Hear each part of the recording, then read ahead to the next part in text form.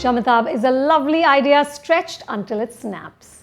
The film is an original bittersweet fable about the magic of cinema, the giddy ride of fame, and the downfall which inevitably arrives when hubris and ego get in the way.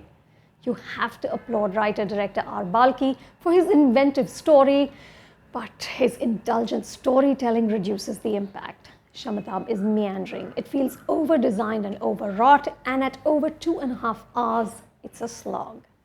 What works beautifully is the setup. Dhanush plays Dhanush, a mute bus conductor from Igatpuri who is obsessed with cinema. Balki establishes this with brevity and wit.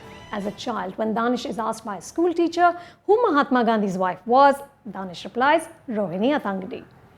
Dhanush devours movies and reenacts the characters he sees. His mother lies about her health to prevent him from running away to Mumbai to become an actor.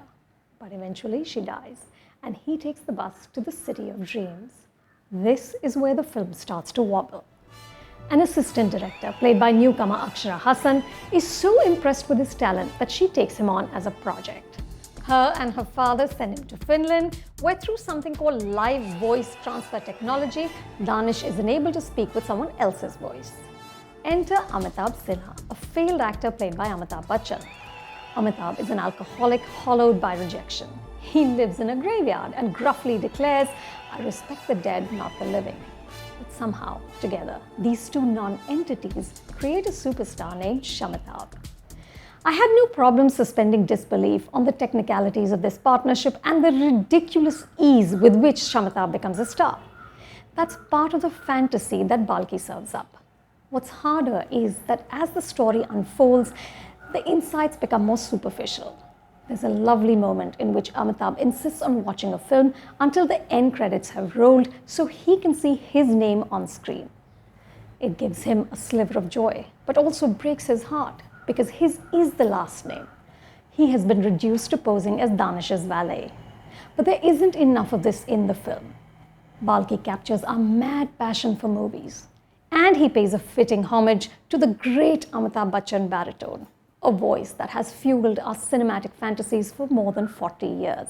तुम लोग मुझे ढूंढ रहे हो और मैं तुम्हारा यहाँ इंतजार कर रहा हूँ। एक क्या बकवास है ये? एक क्या बकवास है ये? आपकी आवाज इसकी मुंह से अच्छी लगती है ना? ये आवाज एक कुत्ते के मुंह से भी अच्छी लगी। But Balki's observations of the industry seem superficial. It's overtly glossy and half-baked. The sting that Zoya Akhtar created in Luck by Chance is missing. There's also that interminable length. Dhanush and Amitabh are well-enacted, strong characters. Dhanush is particularly good in scenes in which his character flies into a rage and has to express his anguish without words. Mr. Bachchan expertly curls himself into a ball of anger, nastiness, and vulnerability.